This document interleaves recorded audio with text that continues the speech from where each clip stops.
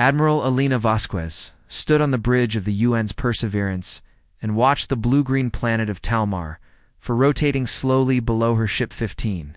Years had passed since humanity made first contact with the Galactic Council. In those years had transformed Earth beyond recognition.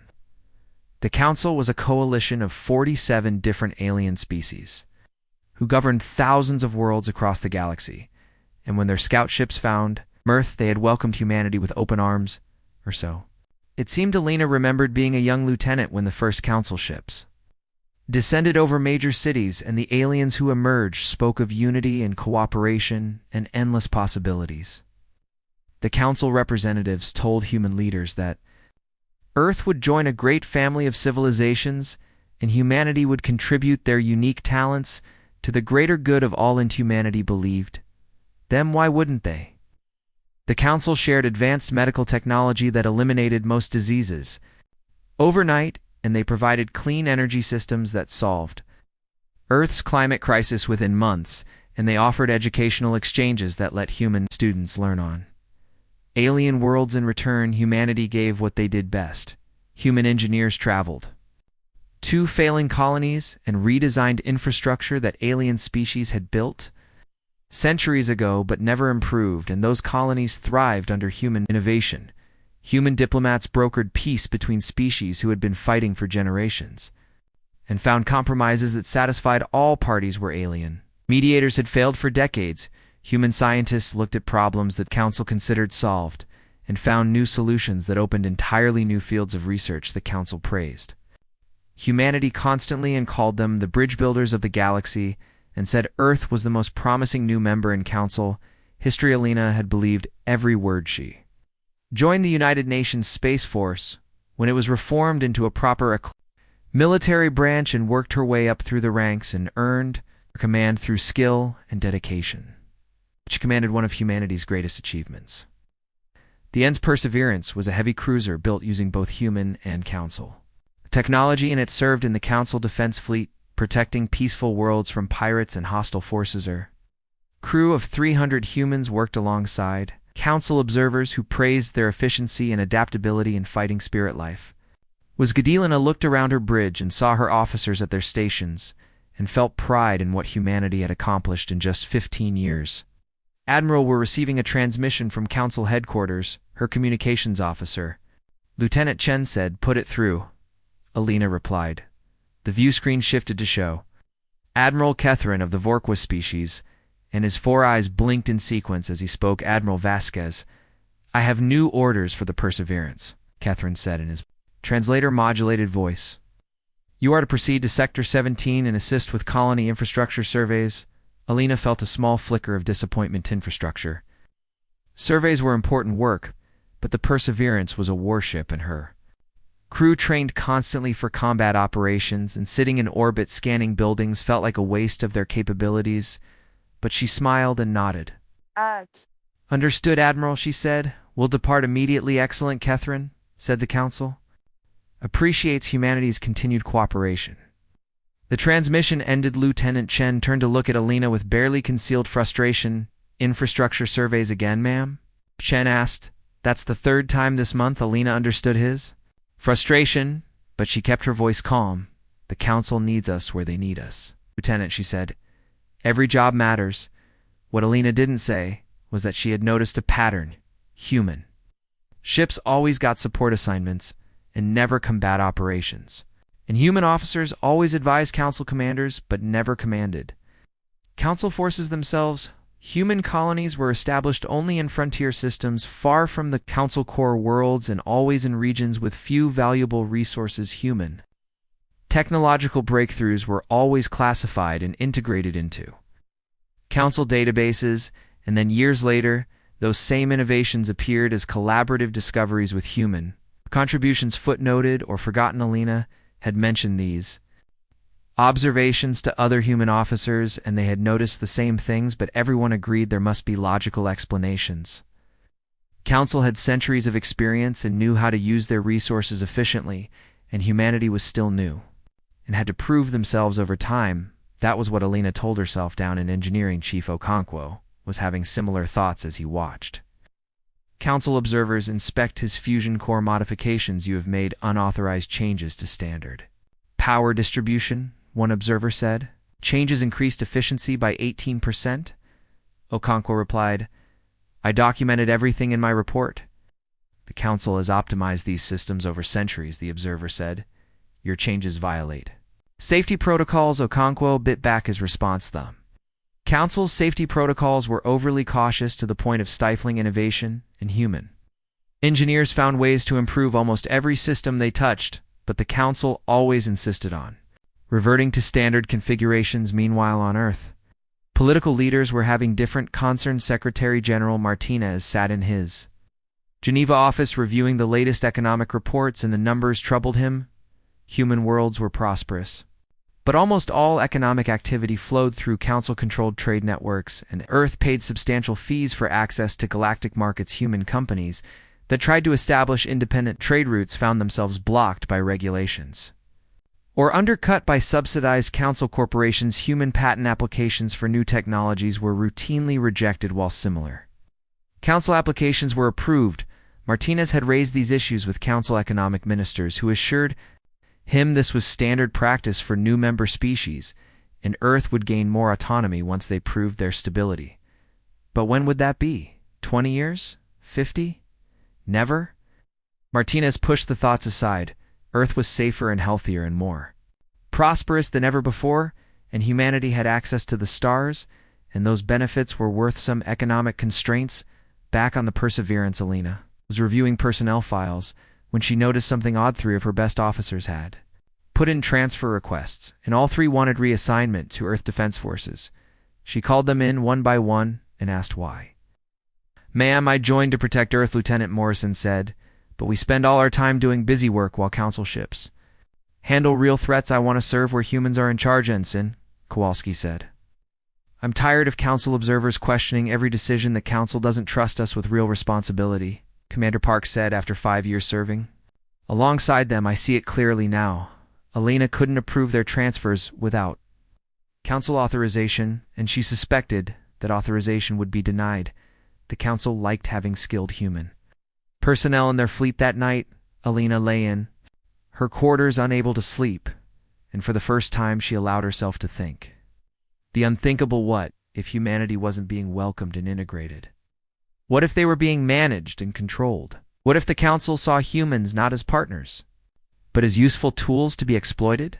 She pushed the thoughts away. Tomorrow, they would arrive at Sector 17 and do their jobs and serve the greater good. Lena Vasquez was a loyal officer, and she believed in the mission, but deep in her mind, a seed of doubt had been planted, and soon that seed would grow into something the Galactic Council would regret for generations to come.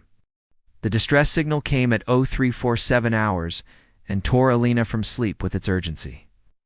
All hands to battle stations, she announced over shipwide communications as she pulled on her uniform. Set course for signal source, maximum speed. The bridge was fully staffed within minutes, and Lieutenant Chen had the details ready.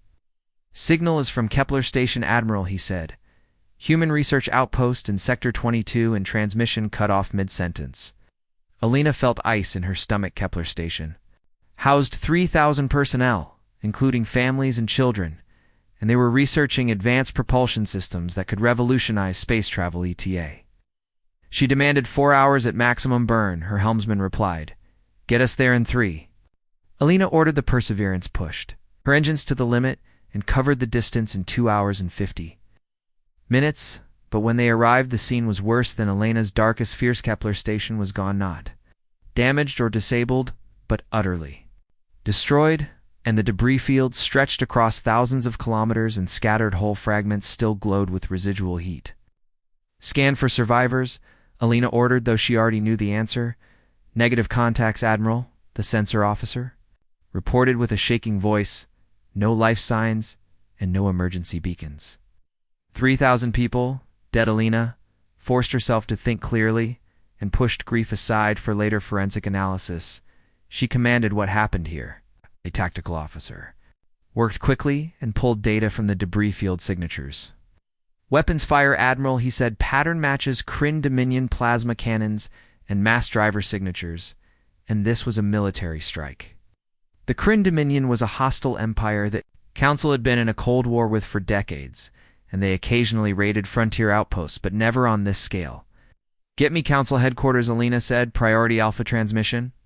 Admiral Catherine appeared on screen within minutes, Admiral. "Vasquez, what is your situation?" he asked Kepler. "Station is destroyed," Alina reported. 3,000 human casualties, and evidence points to Kryn. Dominion attack, and I'm requesting authorization to pursue and engage Catherine's.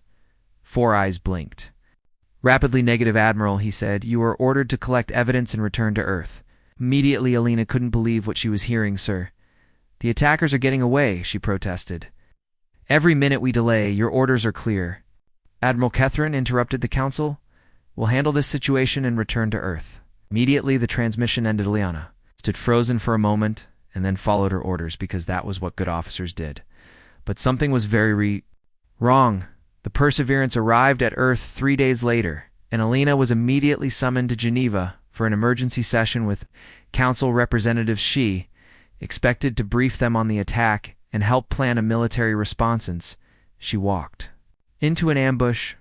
20 Council representatives sat in a semicircle, and their expressions ranged from hostile to coldly neutral, and Secretary General Martinez sat off to one side, looking defeated. Admiral Vasquez, Counselor Thren of the Ascari, spoke. "First, you are here to answer for humanity's crimes against the Galactic Council." Alina felt the world tilt. "Crimes?" she said. "What crimes?" "We were attacked and silenced," Thren commanded.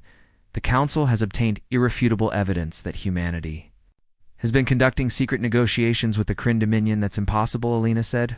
"Furthermore," Thren continued, "evidence shows that Kepler Station was not a research facility, but a covert weapons development center in violation of Council law." Alina's mind reeled.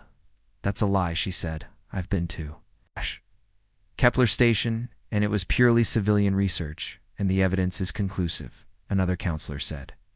"The Council has voted, and humanity is hereby expelled from the Galactic Council effective immediately." The room erupted with declarations and pronouncements. All human territorial claims were being redistributed to other member species, and all human personnel serving in Council positions were being recalled, and all human assets would be seized pending investigation. Lena looked at Martinez, who shook his head helplessly. "We've tried to fight this," he said quietly. "Oh." "But every species voted for expulsion except 3 abstentions, and the evidence they presented is fabricated, but we can't prove it." Elena's training took over, and she analyzed the situation tactically. This wasn't about evidence or justice, and this was a coordinated political move, and the Kepler massacre was the excuse they needed. "Why?"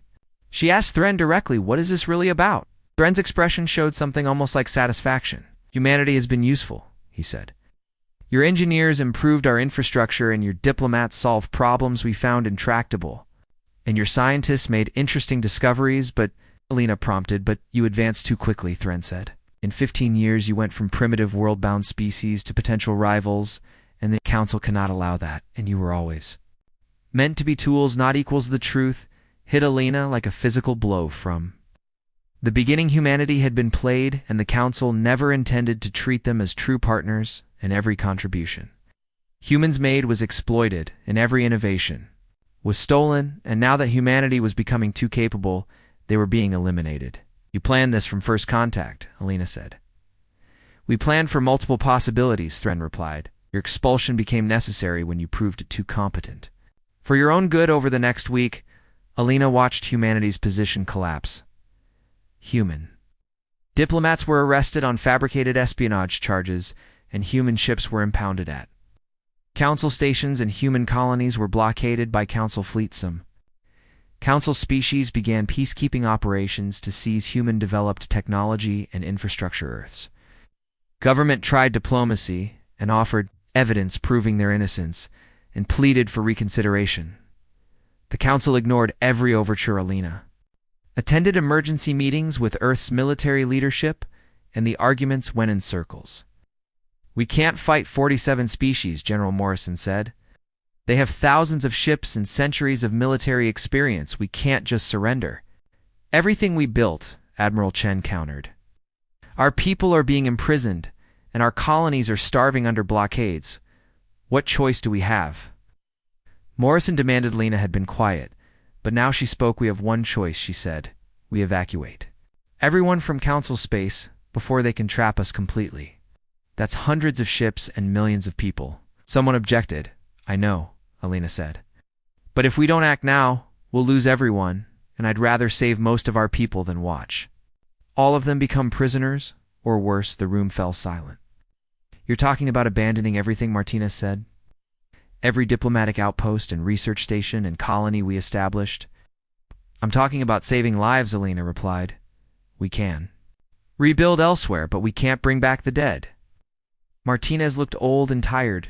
The Council will see evacuation as hostile action, he said. They already consider us enemies, Alina said. They massacred Kepler Station to frame us, and now they're systematically destroying everything we built, and we have maybe 2 weeks before they complete their blockades. More silence finally. Martinez nodded. Do it, he said. Evacuate everyone and bring our people home. Alina saluted and left to begin the greatest military operation in human history. She had 2 weeks to save millions of people from 47 species who wanted humanity destroyed. The clock was ticking, and every second counted. Elena Vasquez had been a loyal council officer who believed in peace and cooperation, but the council had shown their true face now. Humanity would show theirs. Exodus Protocol went into effect exactly 18 hours after Alina received authorization, and every human ship in council space received encrypted orders simultaneously. Get everyone out and leave nothing behind, and if engaged, defend yourselves, though.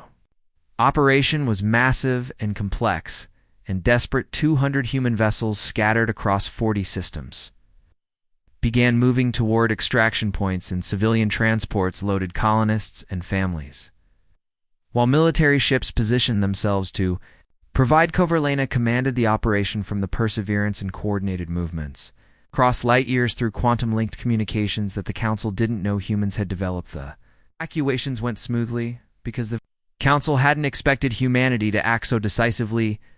Colony ships from Proxima Station jumped to safety with 12,000 civilians and research vessels from the Arcturus labs evacuated with minimal interference. But by day 3, the Council realized what was happening. Admiral, incoming transmission from Council fleet. Lieutenant Chen reported there, demanding we stand down and return to our previous positions. Alina looked at the tactical display, showing 15 Council warships moving to intercept her convoy of civilian transports. Ignore the transmission, she ordered. All civilian ships continue on course, and military vessels form defensive screen. The Council ships opened fire without further warning. Plasma bolts and Maz driver rounds streaked toward the human formation, and Elena's tactical officer responded. Instantly evasive maneuvers. Elena commanded, return fire on my mark and target their engines only. The Perseverance and her escort vessels moved with precision that surprised the Council commanders and human point. Defense shot down incoming missiles with unprecedented accuracy. Marcolina said. Human railguns fired, and the kinetic rounds punched through Council shields like they weren't there. And 3 enemy ships lost power as their engines were destroyed. The remaining Council vessels hesitated. They had expected easy targets, but human ships moved unpredictably and fired with devastating accuracy and fought with tactics the Council had never encountered. Ceasefire, Alina ordered broadcast message. We are evacuating civilians and will defend ourselves. If attacked again, and we have no desire to kill anyone, but we will not abandon our people. The Council ships withdrew. Word spread quickly over the next week. Dozens of engagements erupted across human evacuation routes, and each time, Council forces expected easy victories, and each time they were shocked by human capabilities. At Kepler, 2 human Marines defended the last evacuation shuttles against Vorqua assault troops who had served alongside humans for years.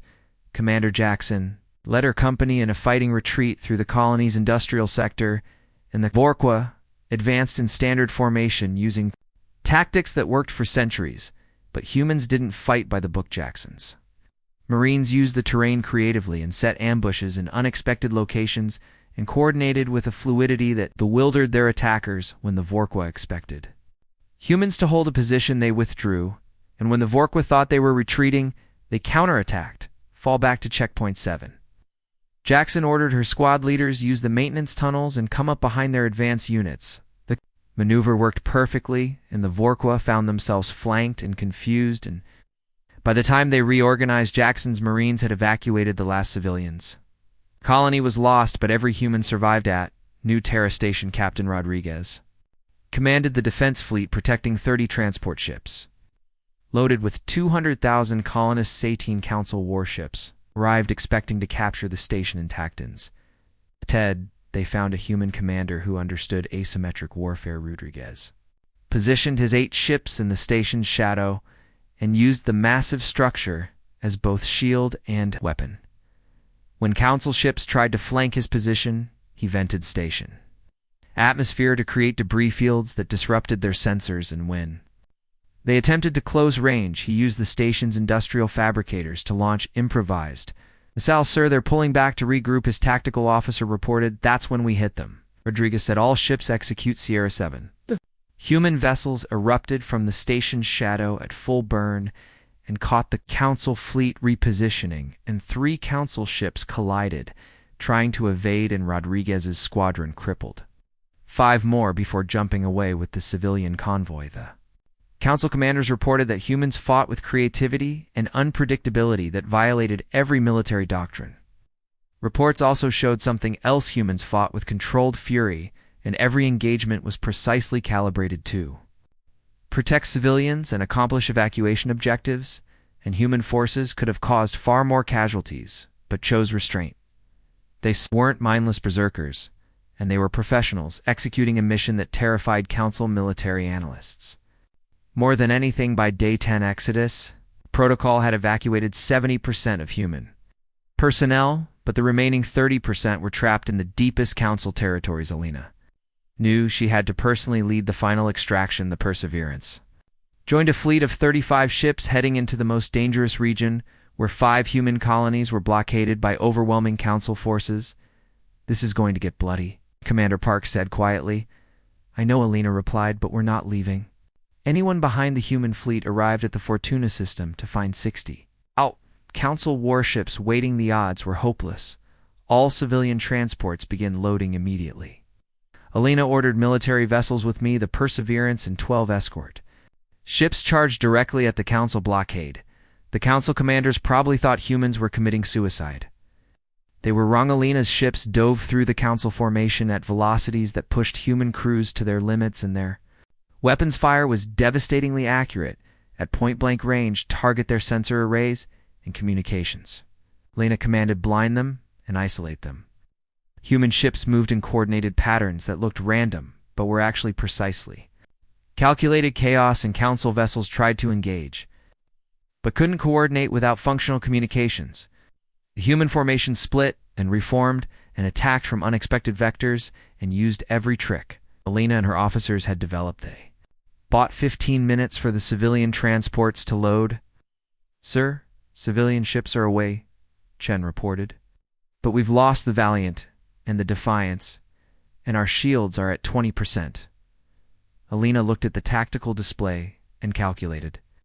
Probabilities getting out would cost more ships. All vessels form on me, she ordered. We're punching through the north vector, and anyone who can't keep up will be left behind. It was a harsh order, but necessary. The human ships accelerated to maximum, and the Perseverance led the charge through a gap in the Council lines, and enemy fire hammered their shields. An armor hull breach on Deck 7, damage control reported. Sealing compartments, keep going, Alina said. The Perseverance shuddered under impacts and alarms. Blairton crew members worked frantically to keep systems operational.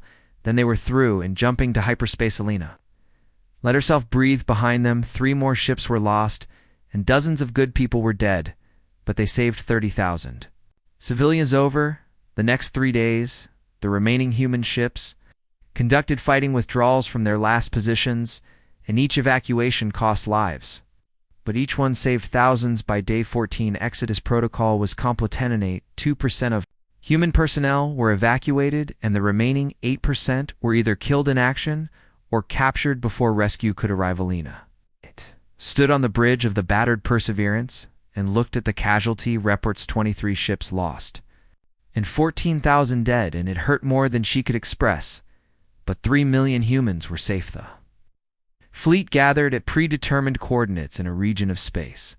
The Council considered worthless a stellar cluster called the Crucible where unstable stars and dangerous radiation and gravitational anomalies made colonization impossible for most species, but humans were adaptably. Received a transmission from Secretary General Martinez. "You did well, Admiral," he said. "Now comes the hard part." "What's that?" Lena asked. "We survived," Martinez said, "and we make sure the Council regrets what they did to us." Lena looked at the view screen showing the Crucible's angry red stars. "How long do we have?" You're asked before they come to. "Finish us," Martinez replied. "Maybe 5 years. If we're lucky, then we have 5 years to become strong enough that they can't." Lena said. Martinez smiled grimly. "That's why I'm promoting you to Fleet Commander," he said. "Build us a military that can face the entire Council." Lena saluted. "Yes, sir," she said. Humanity had been betrayed and driven from their homes and forced into hiding, but they were alive, and they were together, and they were angry. The Council thought they had eliminated a potential threat. They had no idea what they had created. 5 years passed in the Crucible, and the Council believed humanity was broken. Council intelligence reports showed human settlements struggling to survive in the hostile stellar region, and human ships rarely ventured beyond the radiation barriers. And human communications were minimal and encrypted. The Council was satisfied. They had divided humanity's former territories among themselves and integrated human technology into their databases and congratulated themselves on handling the situation perfectly. Councillor Thren gave a speech at the Grand Council Assembly. "The human situation demonstrates the wisdom of our long-standing policies," he said. "We identified a potential threat and neutralized it before it could destabilize Galactic Order." The 47 species applauded themselves. Meanwhile, in the Crucible, something extraordinary was happening.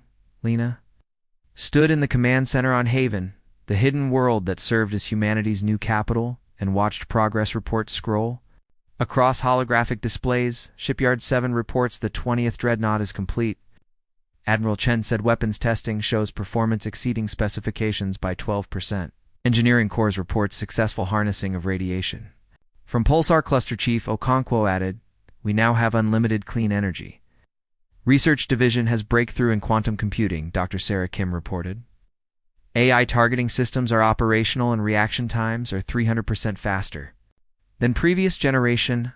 Alina felt pride surge through her. The Council thought the Crucible was worthless, but they were wrong. The unstable stars produced exotic radiation that human scientists learned to harness for power and weapons, and the gravitational anomalies that made navigation impossible for Council species became highways for human ships using new drive systems without Council regulations and safety protocols holding them back. Human innovation exploded. Every engineer and scientist and strategist focused on a single goal: ensure humanity could never be threatened again. Alina walked through the massive shipyards orbiting Haven and saw humanity's new fleet taking shape. These weren't the hybrid human Council designs like the old Perseverance. These were pure human warships built using principles the risk-averse Council never explored. The dreadnoughts were smaller than Council capital ships but faster and more maneuverable, and their armor used metamaterials that adapted. 2 incoming fire-human weapons had evolved beyond recognition. Kinetic missiles used quantum phase shifting to pass through enemy shields, and directed energy beams exploited weaknesses in Council power distribution systems, and drone swarms employed AI coordination that overwhelmed point defense. But the most terrifying development was the stellar compression bomb. Human scientists studying the Crucible's unstable stars discovered how to trigger controlled stellar destabilization, and the weapon could cause a star to collapse or expand catastrophically. Was a doomsday weapon, and Alina prayed they would never need to use it. Military doctrine transformed completely.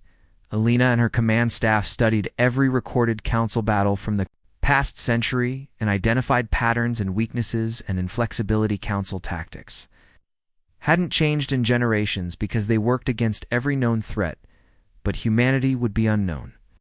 "They fight like chess players," Commander Park explained.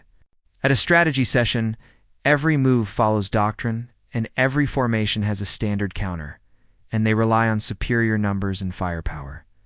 So we fight like chaos, Alina said. We make them react instead of plan, and we change tactics constantly. And we hit where they're weak instead of where they're strong. Human military training reflected this philosophy.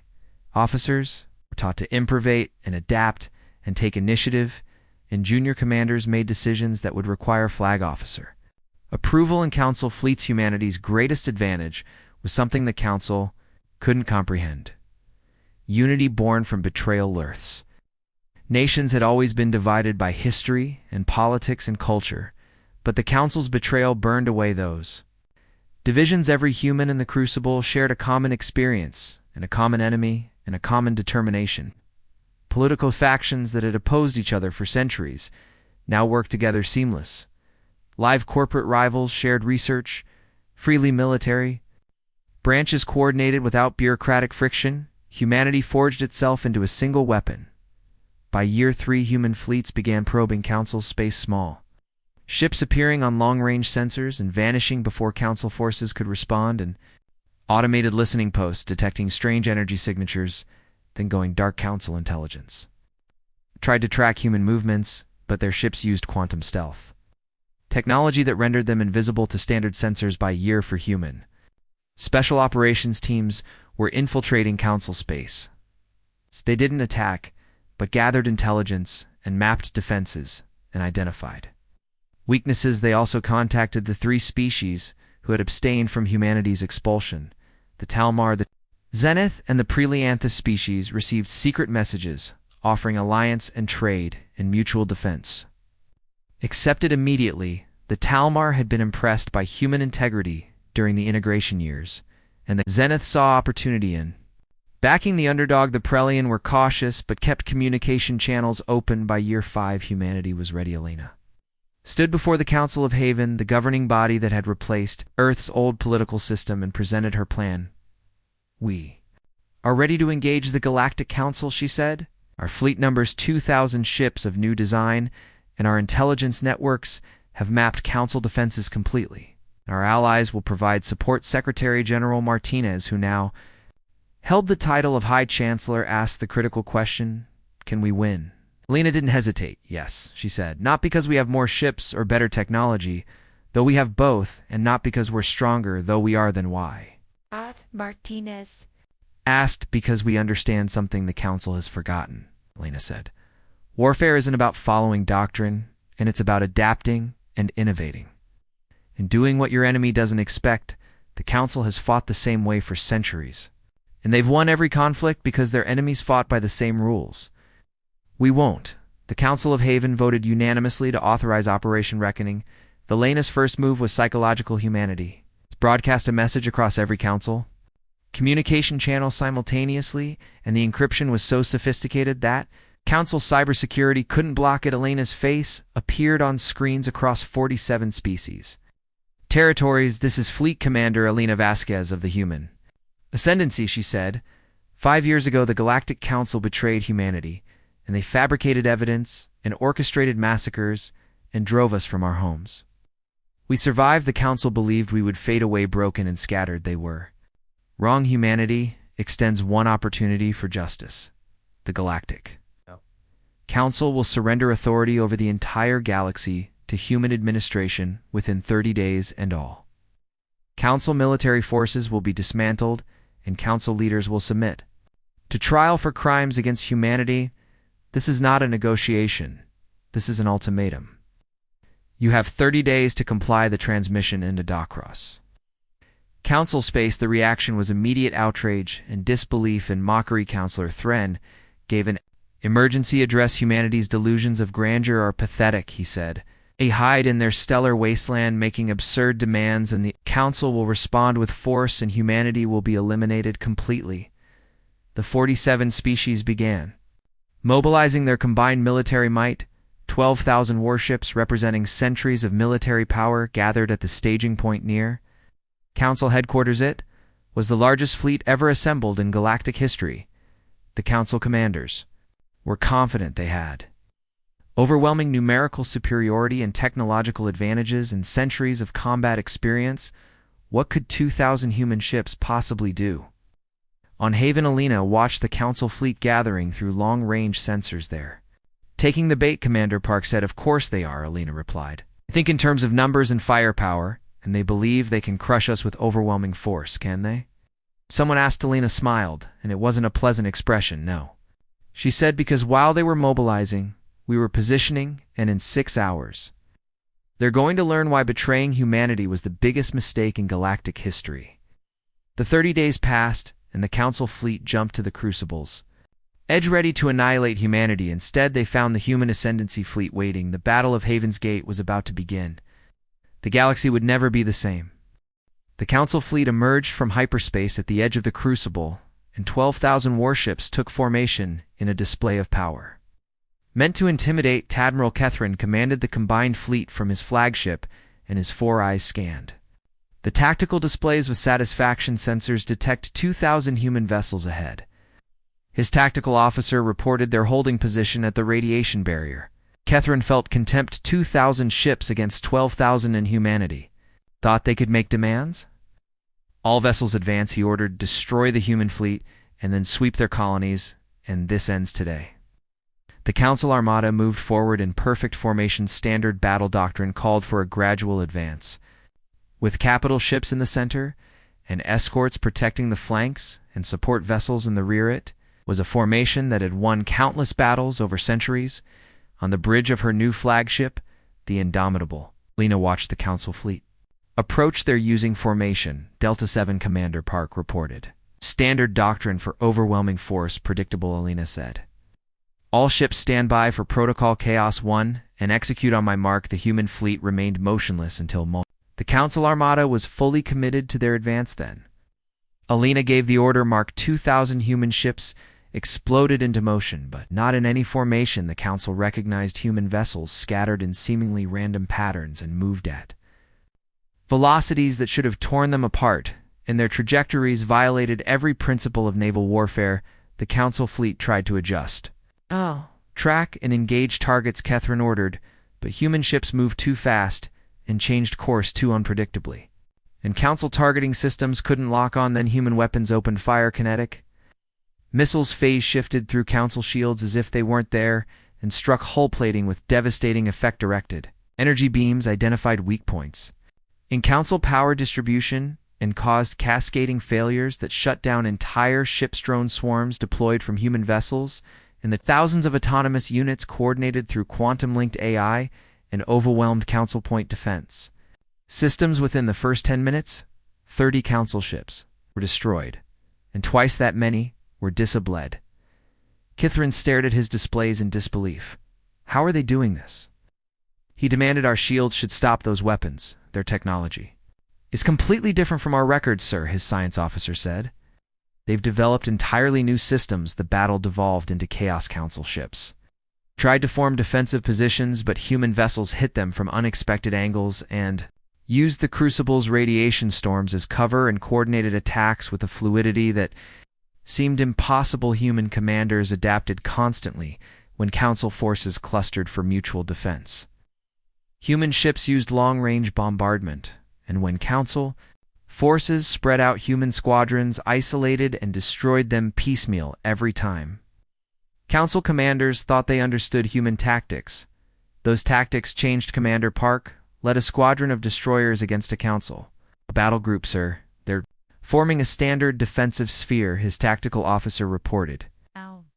Then we hit them with Maneuver 17, Park ordered. His ships accelerated to maximum speed and dove through the Council formation, launching drones as they passed, and the drones attached to Council ships and hacked into their systems.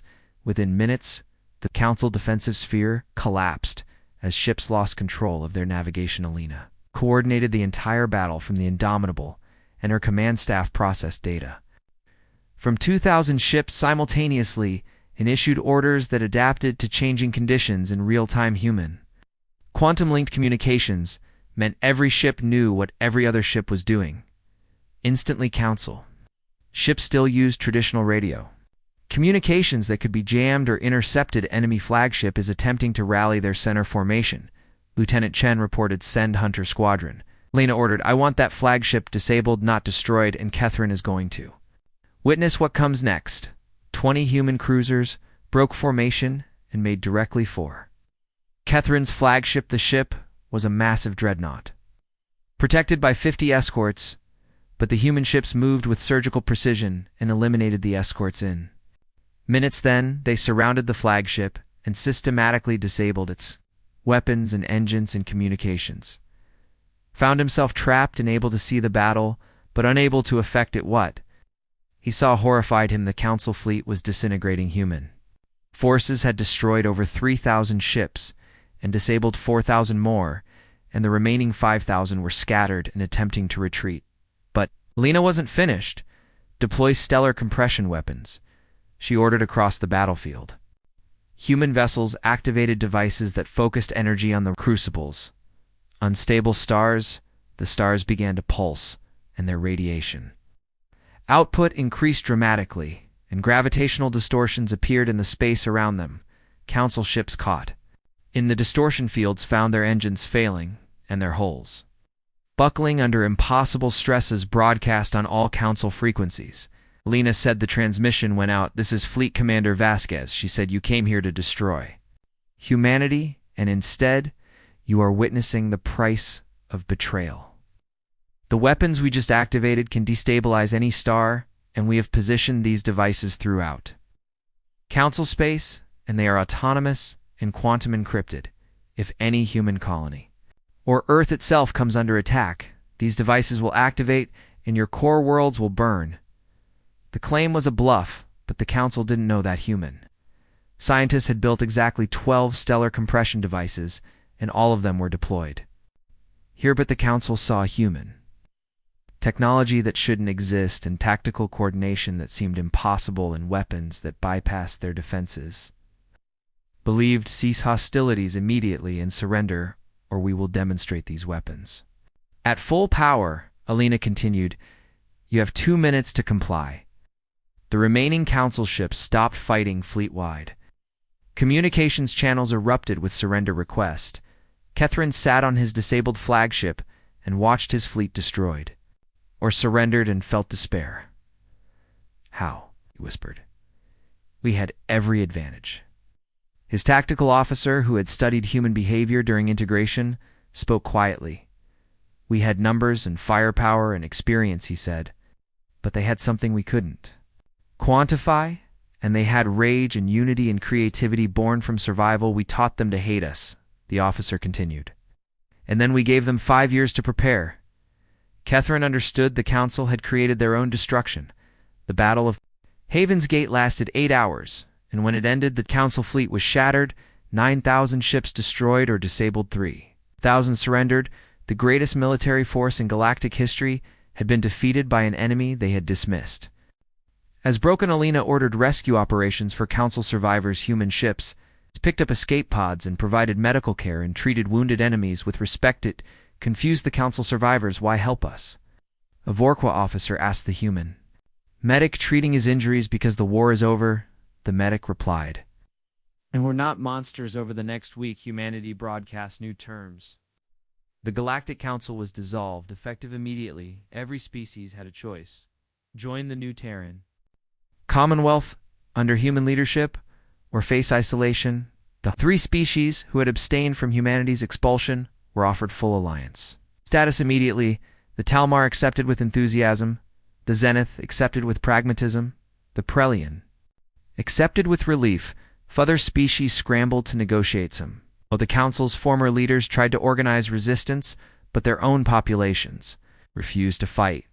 Footage of the Battle of Haven's Gate had spread across the galaxy, and every species saw what happened when humanity's patience ended. Within a month, 30 species had requested admission to the Terran Commonwealth. Within 3 months, all 47 former Council species had either joined or accepted human oversight. The new galactic order was built on principles humanity learned through betrayal: merit over seniority, innovation over tradition, unity over hierarchy, and, most importantly, genuine equality with humans, having final authority but respecting the contributions and rights of all species. Alina stood on Haven 6 months after the battle and looked at the transformation. Human colonies were being rebuilt. Former Council species were adapting to new leadership. Trade networks were reopening under fair regulations. The galaxy was healing. Secretary General Martinez joined her. "You did it," he said. "You made humanity the dominant power in the galaxy." "We did it," Elena corrected. "Every human who survived the betrayal and worked in the Crucible and fought at Haven's Gate. But I worry," she continued. "Power corrupts, and we have immense power now." "Then we must never forget where we came from," Martinez said. "We were victims once, and that memory must guide how we use our strength." Elena nodded. "The Council betrayed us when we were weak and hopeful," she said. "We responded by becoming strong enough that betrayal is impossible, but we can't become what they were." "We won't," Martinez promised. "The Terran Commonwealth will be different, and it has to be." Elena looked at the stars. Human ships patrolled former Council space, carrying a simple message painted on their hulls: "Never again." Words that captured everything humanity had endured and overcome and committed to preventing. Galaxy had backstabbed humanity's response was to ensure no one would ever dare try again, but unlike the Council, humanity would wield power with justice. Time would tell if they succeeded.